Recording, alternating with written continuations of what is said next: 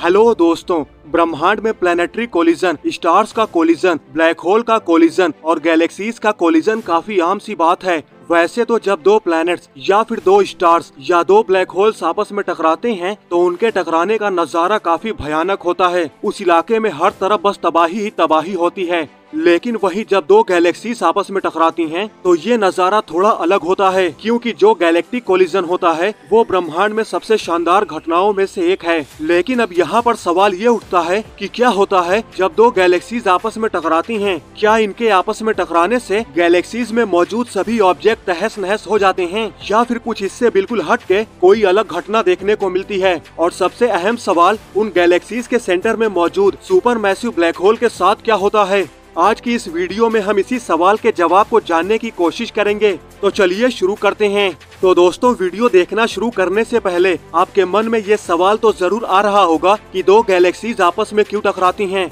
हमने हमेशा तो यही पढ़ा था या फिर सुना था कि जब से हमारा ब्रह्मांड अपने अस्तित्व में आया है तब से ये लगातार फैलता ही जा रहा है, और जब से गैलेक्सीज अस्तित्व में आई हैं तब से ये सभी गैलेक्सीज एक दूसरे से दूर जाती जा रही हैं। ब्रह्मांड में एक मिस्टीरियस फोर्स है जिसे हम डार्क एनर्जी के नाम से जानते हैं, जो एंटी ग्रेविटी की तरह काम करती है। वो इन गैलेक्सीज को एक दूसरे से दूर ढकेल रही है। तो फिर जब ये गैलेक्सीज एक दूसरे से दूर जा रही हैं, तो फिर ये आपस में टकराती कैसे हैं? तो दोस्तों, आपकी जानकारी के लिए बता दूं, आपको ये जो जानकारी मिली है ये 100% सही है, लेकिन बस इसमें थोड़ा सा बदलाव करने की जरूरत है। और वो बदलाव ये है कि ब्रह्मांड की सभी गैलेक्सीज एक दूसरे से दूर नहीं जा रही। कुछ गैलेक्सीज ऐसी हैं जो एक दूसरे के काफी नजदीक बनी थीं। उनके बीच ग्रेविटेशनल अट्रैक्शन इतना स्ट्रॉन्ग था कि एंटी ग्रेविटी की तरह काम करने वाली डार्क एनर्जी भी उन्हें एक दूसरे से दूर नहीं कर पाई। सिंपल वे में कहा जाए तो जो एक दूसरे से काफी नजदीक गैलेक्सीज बनी थीं, उनके बीच जो ग्रेविटेशनल फोर्स लग रहा था वो डार्क एनर्जी पर हावी होता नजर आया, और इस वजह से छोटी बड़ी कई सारी गैलेक्सीज ने आपस में मिलकर एक ग्रुप का निर्माण कर लिया जो एक दूसरे से ग्रेविटेशनली बधी होती हैं,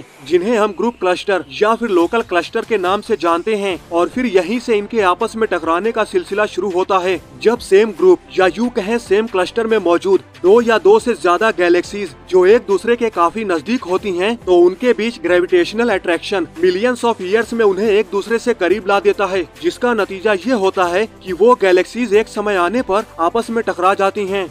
अब जैसा कि हम जान चुके हैं कि दो गैलेक्सीज आपस में क्यों टकराती हैं, तो अब यहाँ पर सवाल ये उठता है कि जब ये आपस में टकराती हैं तब क्या होता है? तो दोस्तों, कॉस्मॉस में ज्यादातर किन्हीं दो ऑब्जेक्ट के बीच के कोलिजन की तरह गैलेक्टिक कोलिजन एक क्विक प्रोसेस की तरह नहीं होता कि आए आपस में टकराए और फिर कहानी खत्म।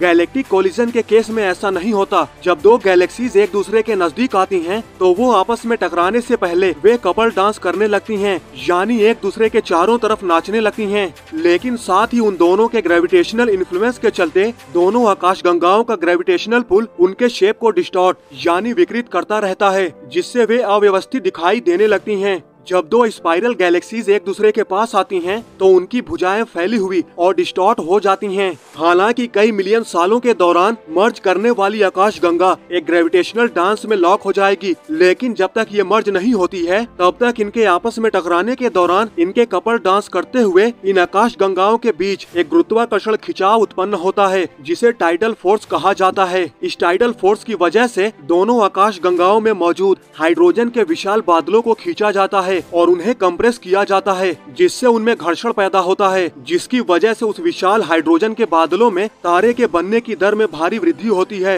लेकिन दोस्तों, अब यहाँ पर आपके मन में ये सवाल तो जरूर आ रहा होगा कि दोनों ही गैलेक्सीज में अरबों की संख्या में सितारे मौजूद होते हैं, तो जब ये दोनों गैलेक्सीज आपस में टकरा कर मर्ज होंगी तो इनके अंदर मौजूद सितारे भी तो आपस में टकराएंगे। तो दोस्तों, अगर सही मायने में देखा जाए तो इसका जवाब है हाँ भी और ना भी। दोस्तों, ना इसलिए क्योंकि दोनों गैलेक्सीज में मौजूद जो सितारे हैं इनके आपस के बीच की दूरी कई लाइट ईयर जितनी होती है, जो कि बहुत बड़ी दूरी होती है। इसलिए गैलेक्सीज के आपस में टक्कर के दौरान ये सभी सितारे एक दूसरे से दूर से ही निकल जाएंगे। हालांकि इस दौरान ये संभावना जरूर बन जाती है कि सभी सितारे अपने ओरिजिनल पोजीशन से हट जाएंगे। लेकिन दोस्तों, एक संभावना तो ये भी हो सकती है कि सभी सितारों के साथ ऐसा न हो। कुछ सितारे एक दूसरे के रास्ते में भी तो आ सकते हैं, जिससे वो आपस में टकराकर पूरे स्टार सिस्टम को ही नष्ट कर दें।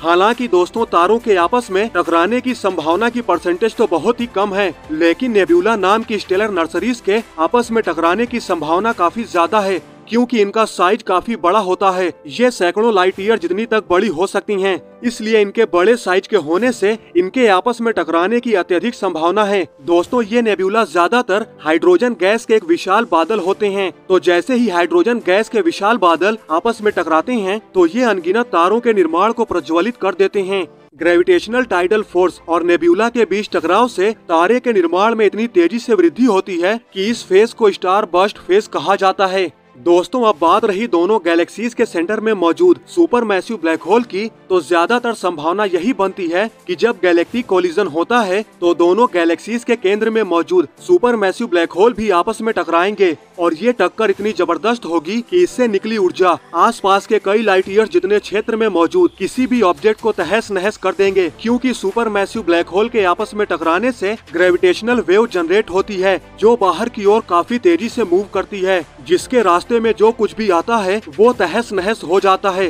हालांकि इनके आपस में टकराने के प्रोसेस में लाखों करोड़ों साल का समय लग सकता है, लेकिन अंत में नतीजा ये निकलता है कि ये दोनों ब्लैक होल आपस में मर्ज होकर एक नए और बहुत ही विशाल ब्लैक होल में बदल जाएंगे।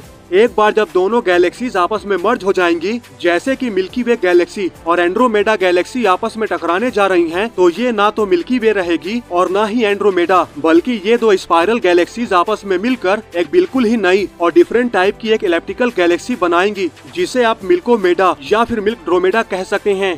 दोस्तों, आज हम ब्रह्मांड में जितने भी इलेप्टिकल गैलेक्सीज को देखते हैं वो शायद ऐसे ही किसी दो स्पाइरल गैलेक्सीज के टकराने की वजह से बनी हैं। तो दोस्तों, आज की इस वीडियो में बस इतना ही। आई होप आपको ये वीडियो जरूर पसंद आई होगी। अगर आपको ये वीडियो पसंद आई है तो लाइक और शेयर करना न भूलें और ऐसी ही इंटरेस्टिंग वीडियो देखने के लिए हमारे चैनल को सब्सक्राइब करना तो बिल्कुल भी न भूलें। तो मिलते हैं नेक्स्ट वीडियो में। जय हिंद।